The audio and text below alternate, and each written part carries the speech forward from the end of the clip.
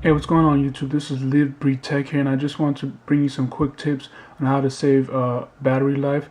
And this is mostly geared towards people who are new to the iPhone and the iOS system. So I'm just going to quickly get into it. So first things first is you're going to go into settings. Let's get out of here. And the first thing on the list you should have off is your Bluetooth. If you have nothing associated with Bluetooth, like your headset or computer or music player or whatever, if you're not using anything like that, have it off at all times, unless of course you're using a headset or something. But yeah, turn that off. Also, Wi-Fi, if you're not using Wi-Fi, turn that off as well, because if you're out in public and you're mostly using 4G LTE or even 3G, if you leave Wi-Fi on, it's going to constantly run in the background trying to search for Wi-Fi hotspots or whatnot. So turn that off if necessary. Also, you can go to general settings and you'll go to cellular, and this is a big battery sucker right here. This is enable LTE. If you're not going to use LTE,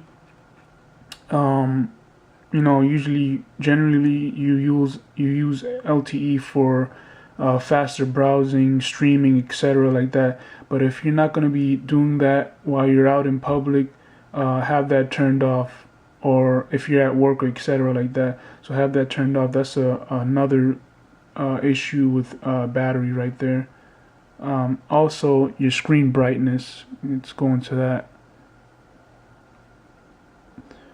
I have it. Usually, I have it on auto brightness, but just in case you want to save even more battery, you can turn that off and lower it to what best suits you. So, of course, that would definitely save battery, but I usually keep it on auto brightness. So that's another tip right there. Also, email notifications being pushed out. The longer the fetch time, the more battery will be saved as well. So, let's see. Basically, you would have to put it every hour by default. But if you want to save even more battery, you can just do it manually.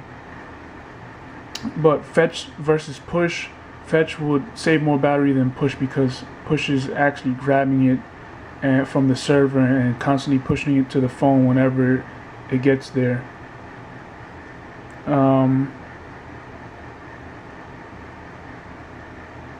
and also privacy. You go to privacy, location services. Location services uses your GPS to always constantly know where you are. Applications use it, and of course GPS is another battery sucker. So I wouldn't recommend turning off location service altogether, because you may want to use Google Maps or maps in general, and you might need to get somewhere. But if you want to do it individually, you'll go down here and you only choose the most important apps that you'll be using. Like for me, Foursquare is one, Maps, and Siri, and weather, of course, to get the latest updates on that. But basically, make sure you have the least amount of options turned on here, so that can save you more battery. So that's basically my quick tips on saving battery.